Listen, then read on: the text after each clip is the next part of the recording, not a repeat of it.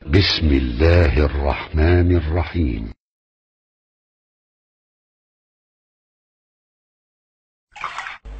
Cuman qadarullah Allah uji saya justru pas saya pengen nikah lagi nggak ada duit. Yang tadinya kaya foya-foya gitu, setiap malam ngafe. Setiap malam nongkrong sama teman-teman. Ngafe yuk. Kalau teman-teman mungkin pada shisha, alhamdulillah saya nggak pernah nyoba shisha, nggak pernah merokok, anak baik sih. Alhamdulillah nggak pernah narkoba, nggak pernah rokok, nggak pernah shisha. Walaupun rokok shisha mungkin sebagian masih nganggap biasa aja, tapi saya nggak nyoba gitu. Cuma ngopi doang. Nah, setiap malam ngafe sampai akhirnya karena mungkin manajemennya nggak bagus, lulus kuliah saya pengen pulang. Saya bilang ke ustadz saya di Mesir, ustadz saya pengen pulang. Kenapa? Pengen nikah. Udah ada calon? Belum. Ya udah, tenang aja. Tunggu aja nanti Allah kasih di sini aja biar kamu lebih lama di Mesir. Ternyata benar. Suatu hari, sore hari, hujan-hujan gerimis gitu. Kayak film lama. Kayak tenggelamnya kapal Van der Wijk. Lagi gerimis-gerimis gitu, saya lagi beli kebab Turki di depan asrama. Tiba-tiba ada cewek datang pesan kebab, Mang. Bukan Mang, orang Mesir mah Sayyid gitu ya. Kalau orang Bandung mah Mang, pesan kebab. Oh iya, dipesenin. Kebab saya udah jadi tuh, udah dibungkus. Pas kebab dia jadi, saya pergi sengaja ngambil kebabnya dia. Dipanggil kan pasti kan ya. Mas, itu mah kebab saya. Bukan, ini punya saya. Jadi kayak sinetron pura-pura rame gitu. Bukan punya saya. Enggak punya saya. Coba periksa aja kalau nggak percaya. Pas dibuka emang saya tahu itu punya dia. Itu kan benar punya saya, punya Mas kan nggak pakai yang ini dan segala macam. Oh iya ya, maaf salah. Saya nggak sengaja tadi. Dari mana? Kenalan. Mulai. Oh ya, dari Jawa Timur katanya. Jawa Timurnya di mana? Padahal saya belum pernah ke Jawa Timur, masih nanya di mana Jawa Timur. Dia jawab yang mana juga saya nggak akan ngerti. Dari Jawa Timur. Oh ya Jawa Timur, ya banyak kiai di sana. Wow, basa-basi. Akhirnya waktu itu belum musim HP, cuman nanya di asramanya di mana. Itu di seberang. Oh ya udah, namanya siapa? Nama dia Maria katanya. Maria, oh Maria gitu ya. Maria namanya.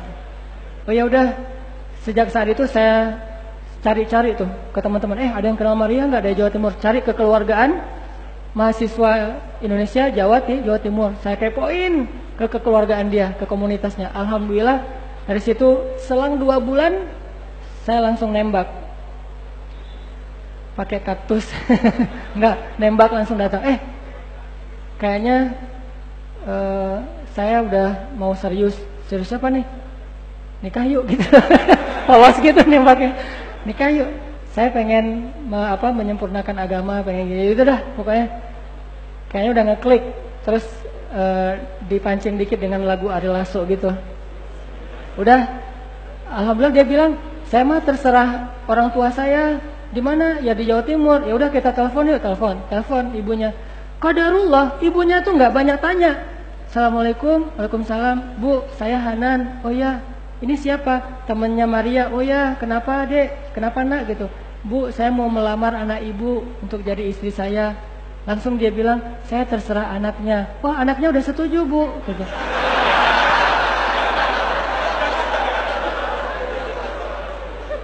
Anaknya udah setuju bu. Oh ya udah kalau gitu. Ya, jadi bisa ya bu? Siap ya bu? Boleh ya bu? Terus aja ditodong-todong gitu. Ibunya akhirnya bilang iya, alhamdulillah. Saya lupa pula, saya bilang assalamualaikum, langsung tutup aja teleponnya. Dia juga kaget pastinya. Alhamdulillah beres dari situ saya haji, tapi maharnya saya pinjem. Pas udah deal, baru saya bilang ke dia, tapi saya nggak punya modal. Dia udah kadung jatuh cinta, baru saya bilangnya nggak punya modal. Saya nggak punya modal, boleh pinjam dulu nggak maharnya? Maharnya berapa? Terserah aja kata dia. Ini perempuan yang luar biasa, maharnya terserah. Ya udah deh. Maharnya saya kasih cincin segala macam seukuran $500. Saya pinjam tapi dari dia $500. Gambling nih, berangkat haji. Di haji itu saya kerja sebagai joki Hajar Aswad. Jadi kalau ada yang pengen cium Hajar Aswad, saya bantuin. Terus pengen tawaf karena nggak mampu berdiri, tawafnya pakai dorongan, saya dorongin jadi kayak tukang becak gitu di depan Ka'bah. Alhamdulillah dapat rezeki. bantuin jamaah haji, pulang-pulang nih nikah di Mesir, punya anak, sampai kita sempat, istri saya yang S2, saya kan nggak terlalu ini dengan pendidikan ya, saya mah main-main aja, istri saya S2, saya bagian mainnya. Jadi kayak apa, film-film yang di Eropa gitu tentang muslim-muslim Eropa, yang satu kuliah, yang satu jalan-jalan. Istri saya kuliah, saya jalan-jalan. Ternyata dimudahin banget sama Allah. Kenapa? Karena menggunakan cara-cara Allah. Coba kalau kita gunain cara-cara yang lain, itu susah. Nikah itu syariat paling mudah tuh. Yang mempersulit nikah itu bukan syariatnya, pertimbangan manusianya. Ngitung dulu, ini harinya cocok nggak nih? Namanya sesuai nggak nih? Jangan-jangan pas dihitung nama ini sama nama ini kayaknya kalian nggak cocok. Saya juga sama istri saya ditakut-takutin gitu. Kata teman saya, lu nggak cocok lo sama dia. Kalau dipaksain nikah, kalian nggak akan bertahan lebih dari 1 tahun. Saya makin digituin, makin penasaran. Ya udah, gua nikah aja. Kita lihat aja nanti bisa bertahan nggak lebih dari 1 tahun. Ternyata sekarang udah lebih dari 10 tahun. Jadi yang mempersulit syariat itu bukan Allah, justru kitanya dengan pertimbangan-pertimbangan kita. Mikirin hari nikahnya, mikirin kadang-kadang kan kalau datang ke calon mertua suka ditanya kerja di mana dek, gitu kan ya. Padahal betapa banyak orang yang menikah itu nggak punya modal, tapi Allah mudahkan justru setelah menikah. Karena kalau kita belum nikah, rezeki kita itu cuma jatah kita doang. Tapi kalau udah nikah, jadi 2 orang yang punya jatah rezeki, sehingga Allah mudahkan. Habis saya nikah, saya ditawarin ngambil rekaman di TV Mesir. Jadi saya ikut audisi gitu ya, ngantri terus cerita masa lalu gitu biar baper gitu ya. Dan selesai itu ikut audisi, alhamdulillah ya. Ya, barakallah. Saya ikut audisi, dari sekian ratus yang ikut audisi, alhamdulillah diambil 10 orang terbaik dan saya masuk 10 besar. Ambil rekaman di TV, itu semuanya terjadi setelah menikah. Ada aja rezeki dari Allah SWT. Sebetulnya ini penting buat calon-calon mertua, nggak usah khawatir. Karena Allah nggak bakalan mengecewakan hamba yang pengen menjalankan syariat Allah.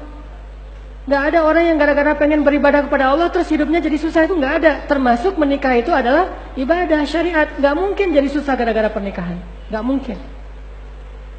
Jadi kalau kita ngomongin nikah itu jangan cuma yang dibicarain bayar listrik, bayar air, tunggakan sekolah anak. Bukan itu. Kalau nikah itu banyak yang lebih seru daripada sekedar bayar listrik. Bayar listrik mah sebulan sekali. Sedangkan 29 hari selama sebulan itu ngapain? Cinta.